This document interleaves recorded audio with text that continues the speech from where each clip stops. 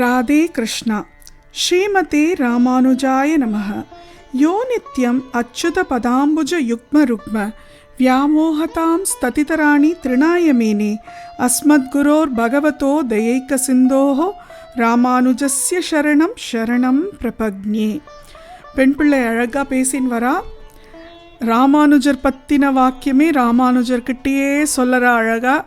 அவளுக்கு ராமானுஜர்கிட்ட தான் பேசின்னு இருக்கான்ற விஷயமே தெரியாமல் பேசுகிறா. ஆனால் அவ்வளோ அழகாக பேசுகிறா.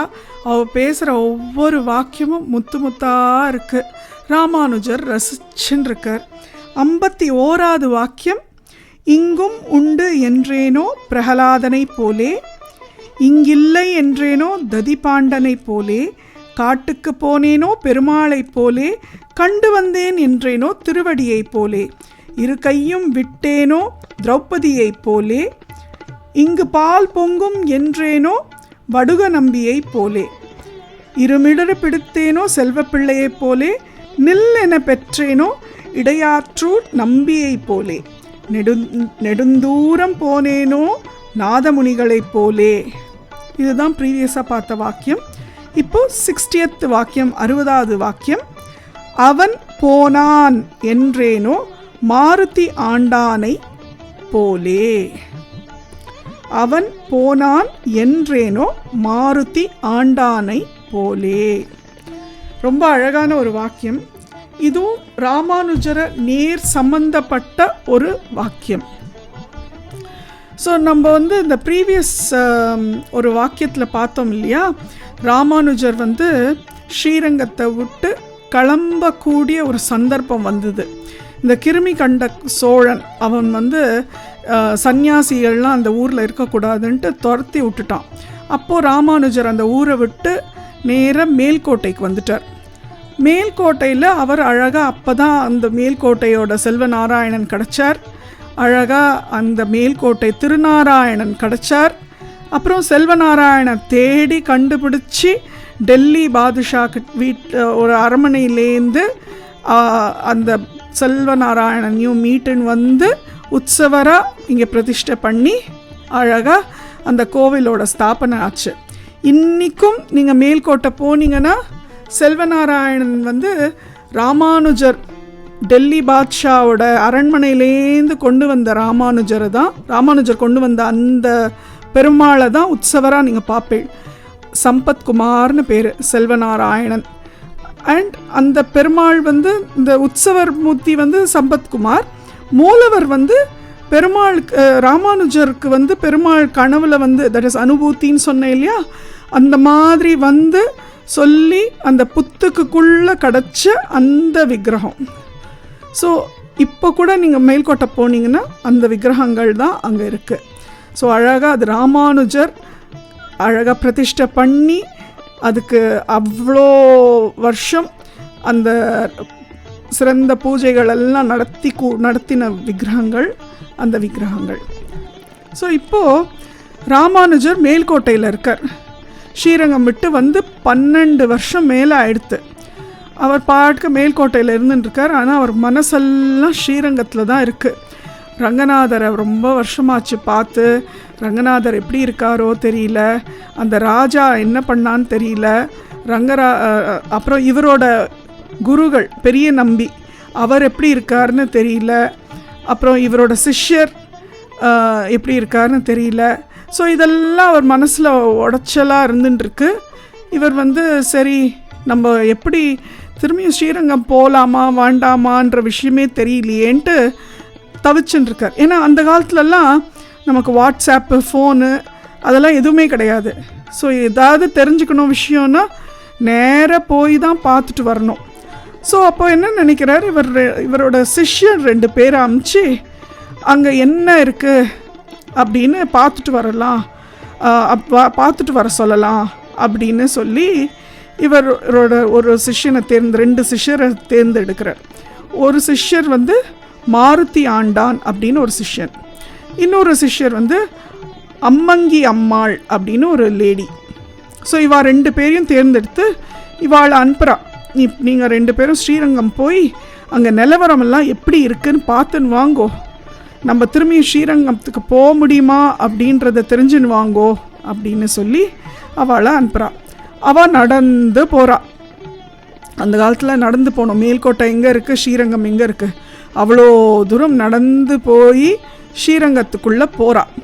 போயிட்டு ஃபஸ்ட்டு அவள் வந்து பார்க்குறா, 2-3 பேர்கிட்ட அங்கே விசாரிக்கிறா, என்ன இந்த ராஜா எப்படி இருக்கான்னொடனே எல்லாரும் சொல்கிறா, ராஜா வந்து அந்த கேன்சர் வந்து அந்த ராஜா வந்து இறந்து போயிட்டார்.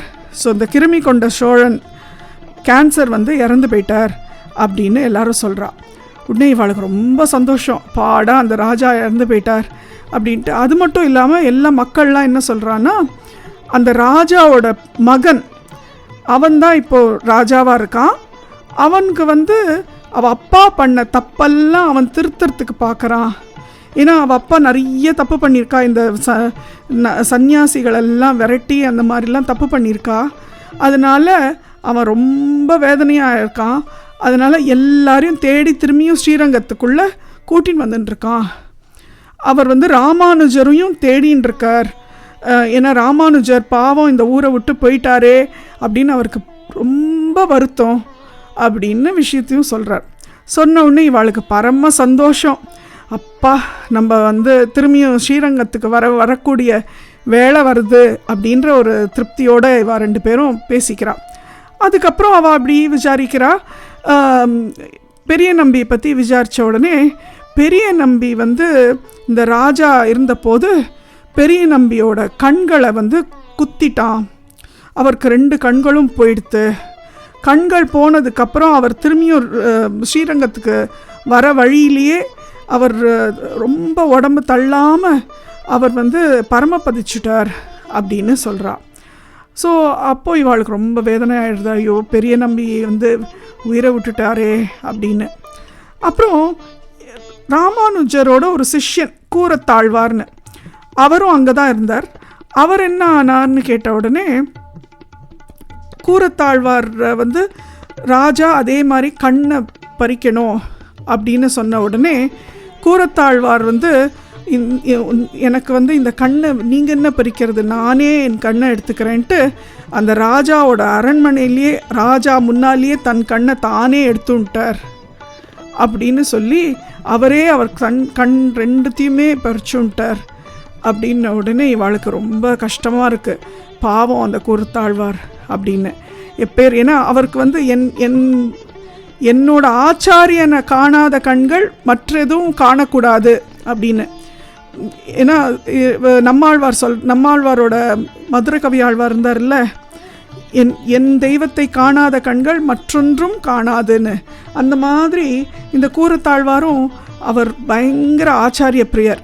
அவர் சொல்கிற ராஜாவெல்லாம் நான் பார்க்கணுன்றது இல்லை, என்னோட ஆச்சாரியனை தான் நான் பார்க்கணும். என் ஆச்சாரியனை என்னால் பார்க்க முடியலன்னா இந்த கண்கள் எனக்கு வேண்டாம் அப்படின்ட்டு கண்களை தானே குத்தின்றார். ஸோ இந்த 3 விஷயம் இவாளுக்கு இருக்குது. இவா சரி எல்லாத்தையும் கேட்டுண்டு இவா திரும்பி அங்கேருந்து கிளம்பி வரார். ராமானுஜர்கிட்ட வந்து சொல்லலாம், சொல்லிவிட்டு நம்ம வந்து திரும்பியும் ஸ்ரீரங்கத்துக்கு கிளம்பக்கூடிய ஏற்பாடெல்லாம் பண்ணணும்னு சொல்லிவிட்டு அவள் கிளம்பி வரா. 2 பேரும் வரா. வந்தால் அவளுக்கு வந்த நேரம் அவளுக்கு தெரியும் ராமானுஜர் எந்த இடத்துல இருப்பார்னு.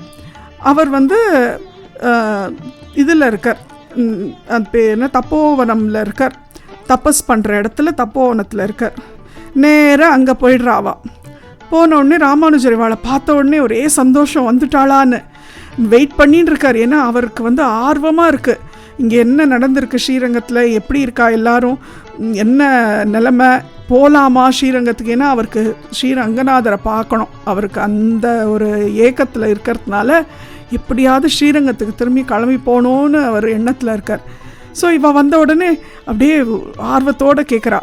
வந்த உடனே இவ வந்து ஃபஸ்ட்டு சொன்னான், அவன் போனான் அப்படின்ற ஃபஸ்ட்டு வாக்கியத்தை சொல்லிடுறா. அவன் போனான்னா யார், எவன் அப்படின்னா கிருமி கொண்ட சோழன். அவன் வந்து போயிட்டான், அவனுக்கு வந்து கேன்சர் வந்து அவன் இறந்து போயிட்டான்ன உடனே இவர் ஒன்றே சொன்னார், ஸ்ரீரங்கத்தில் எல்லாருக்கும் நன்மை நடக்கிறது அப்படின்னு சொன்னார். இவர் வந்து அவன் போனான், அவன் கெட்டவன் அப்படின்லாம் திட்டலை, ஆனால் ஸ்ரீரங்கத்தில் இருக்கிறவாளுக்கெல்லாம் நன்மை அப்படின்ற மாதிரி பாசிட்டிவாக சொல்கிறார். எல்லா நெகட்டிவ்லேயுமே நம்ம ஒரு பாசிட்டிவ் எடுத்துட்டோன்னா நமக்கும் ஒரு சந்தோஷம். ஸோ உடனே அவர் ரொம்ப சந்தோஷமாயிடுறார் ராமானுஜர். அப்புறம் இவர் சொல்கிற இன்னும் 2 விஷயம் உண்டு அப்படின்னு இவர் சொல்கிறா. ஸோ என்ன விஷயம் அப்படின்ன உடனே இப்படின்னு யோசிக்கிறா. உடனே ராமானுஜர் கேட்குறார், என்னோட ஆச்சாரியார் எப்படி இருக்கார் அப்படின்ன உடனே அந்த விஷயந்தான். பெரிய நம்பிகள் கிருமி கண்ட சோழனோட அரண்மனையில் அவரோட 2 கண்ணும் ராஜா பறிச்சுட்டான் அப்படின்னு. ஓ கண்ணுகள் போயிட்டா அப்படின்னு இவர் பதறார் ராமானுஜர். உடனே அது மட்டும் இல்லை, அவர் அங்கேருந்து திரும்பியும் ஸ்ரீரங்கத்துக்கு வர வழியிலேயே அவருக்கு ரொம்ப உடம்பு தள்ளாமல் போய் அவர் அங்கேயே பரமபதிச்சிட்டார் அப்படின்னு. உடனே இவர் ராமானுஜர் ரொம்ப ஃபீல் பண்ணிக்கிறார். இந்த மாதிரி கண்கள் போகணும், இதெல்லாம் வந்து எனக்கு தான் ஆக வேண்டியது, என் குருஜி எடுத்துட்டாரே, என்னோட ஆச்சாரியர் வந்து என்னோட இதை கஷ்டங்களை அவர் எடுத்துட்டாரே அப்படின்ட்டு ரொம்ப ஃபீல் பண்ணிட்டு அவரோட ஆச்சாரியருக்காக ப்ரே பண்ணுறார். அதுக்கப்புறம் இன்னொரு விஷயம் என்ன அப்படின்னு கேட்ட உடனே கூரத்தாழ்வார் அப்படின்னா, கூரத்தாழ்வாருக்கு என்ன ஆச்சு அப்படின்ன உடனே கூரத்தாழ்வார் வந்து ராஜாவோட அரண்மனையில் அவர் தன் கண்ணை தானே பறிச்சுட்டார். அவர் வந்து அவரோட ஆச்சாரியனை பார்க்காத கண்கள் மற்றொன்றினை பார்க்காது அப்படின்னு சொல்லி தன் கண்ணை தானே பறிச்சுட்டார் அப்படின்னு சொன்னோடனே ராமானுஜருக்கு ரொம்ப வருத்தம். ஆனால் அட்லீஸ்ட்டு முதல்ல ஒரு சந்தோஷமான ஒரு விஷயத்த சொல்லி ராமானுஜரை சந்தோஷப்படுத்திட்டோ, அதுக்கப்புறம் இந்த துக்கமான ஒரு விஷயத்த சொல்லிட்டோ, அதுக்கப்புறம் கொஞ்சம் சுமாரான விஷயம். ஏன்னா கூரத்தாழ்வார் இன்னும் உயிரோடு தான் இருக்கார், கண்ணு தான் போயிருக்கு. ஆனால் அவரோட காரியம், அவரோட கைங்கரியம் எல்லாம் இன்னும் நடந்துன்னு தான் இருக்குது. அதனால் அது வந்து கொஞ்சம் சுமாரான விஷயம். ஸோ இந்த மாதிரி இந்த சிஷ்யர்கள் வந்து வரிசைப்படுத்தி எந்த விஷயத்த சொன்னால் ராமானுஜருக்கு வந்து ஒரு பலத்தை கொடுக்கும் அப்படின்ற மாதிரி. ஏன்னா முதலையே வந்து பெரிய நம்பிகள் பரமபதிச்சுட்டார்ன்ற விஷயத்த முதலையே சொல்லியிருந்தாருன்னா ராமானுஜர் உடஞ்சு போயிருப்பார். ஆனால் அப்படி சொல்லாமல் எந்த ஆர்டரில் சொன்னால் ராமானுஜர் வந்து அதை ஏற்றுக்கிற நிலைமையில் இருப்பார், அந்த பக்குவம் எப்படி நன்னா இருக்கும் அப்படின்ற மாதிரி யோசித்து அழகாக இந்த மாருதி ஆண்டானும் அம்மங்கி அம்மாளும் இந்த விஷயத்தை ராமானுஜர்கிட்ட சொன்னான். இதை தான் பெண் பிள்ளை பிடிச்சுண்டு எப்படி அவள் யோசித்து இந்த மாதிரி எப்படி மாருதி, தட் இஸ் ஹனுமான் வந்து சொல்லின் செல்வன்னு சொல்லுவாள். அவர் வந்து ராமர்கிட்ட வந்த உடனே சீதையை பார்த்துட்டு வந்துட்டு ராமர்கிட்ட வந்து கண்டேன் சீதையைன்னு தான் ஃபஸ்ட்டு சொன்னான். ஏன்னா அந்த கண்டேன்னு சொன்ன உடனே ராமருக்கு ஒரு ஆறுதல் கிடச்சிடுத்து. அதே மாதிரி இந்த மாருதி ஆண்டான்னு பேர் கொண்ட இந்த மாருதி ஆண்டான் கரெக்டாக யோசித்து எந்த விஷயத்தை முதல்ல சொன்னால் ஒரு ஆறுதல் கிடைக்கும் ஆச்சாரியருக்கு, அந்த ஆறுதல் கொடுக்கணும் அப்படின்ற மாதிரி யோசித்து அழகாக இந்த விஷயத்தை ஆர்டர் படுத்தி அழகாக சொன்னான். ஆனால் அடியாள் அப்படிலாம் யோசனை பண்ணுறதுக்கு கூட அடியாளுக்கு இது கிடையாது. அடியாள் வந்து ஒரு மொசல் புழுக்க சுவாமி, வரப்பில் கிடந்தா என்ன, வயலில் கிடந்தா என்ன, என்னால் எந்த பிரயோஜனம் இல்லை சுவாமி, நான் என்ன மாருதி ஆண்டானா அழகாக எல்லா விஷயத்தையும் யோசித்து பேசுறதுக்கு சொல்லின் செல்வனாம் ஹனுமானை போல அதெல்லாம் இல்லை சுவாமி அடியாள், அதனால தான் ஊரை விட்டே போகிறேன் சுவாமின்னொடனே ராமானுஜர் அப்படியே அசந்து போகிறார். ஏன்னா இந்த விஷயம் அவருக்கு இப்போ நடந்த விஷயம் மாதிரி தெரியுது. ஏன்னா ஸ்ரீரங்கத்துலேருந்து கிளம்பி இது மேல்கோட்டையிலேருந்து கிளம்பி ஸ்ரீரங்கம் வந்து ரொம்ப வருஷம் ஆகலை. ஸோ அதனால் அவருக்கு அதெல்லாம் ரீசெண்டாக நடந்தது. அந்த விஷயத்தை கூட பாரு பெண் பிள்ளை தெரிஞ்சு வச்சுருக்கா அப்படின்னு ஆச்சரியப்படுறார். அண்ட் அவருக்கு வந்து மாருதி ஆண்டான் அழகாக அம்மணி அம்மாவும் மாருதி ஆண்டானும் அங்கே ஸ்ரீரங்கத்தில் போய் இந்த நிலவரெல்லாம் தெரிஞ்சுன்னு வந்து சொன்னதெல்லாம் அவருக்கு அவ்வளோ பரம திருப்தி அந்த சிஷ்யர்கள் மேலே. ஸோ அதை வந்து அப்பப்போ பாராட்டுவார் அந்த சிஷ்யர்களை. இவாளால் தான் என்னால் திரும்பியும் ஸ்ரீரங்கம் வர முடிஞ்சுது அப்படின்னு பாராட்டுவார். அந்த மாதிரி அவருக்கு சந்தோஷத்தை கொடுக்கக்கூடிய ஒரு விஷயம் அது. அதனால் அந்த மாதிரியான விஷயத்தை இந்த மாருதி ஆண்டான் சொன்னாலேன்னு பாராட்டி எப்போதுமே ஒரு அபிமானம் அந்த சிஷ்யர்கள் மேலே. ஸோ பெண் பிள்ளை அதை தான் சொன்ன உடனே ராமானுஜருக்கு ரொம்ப ஹாப்பி ஆகிட்டார். ராமானுஜர் இந்த பெண் பிள்ளைக்கு ஒரு கிருபை பண்ணிட்டார். ஸோ இந்த வாக்கியம் அவன் போனான் என்றேனோ மாருதி ஆண்டானை போலே. ராதே கிருஷ்ணா. ஸ்ரீமதே ராமானுஜாய நமஹ.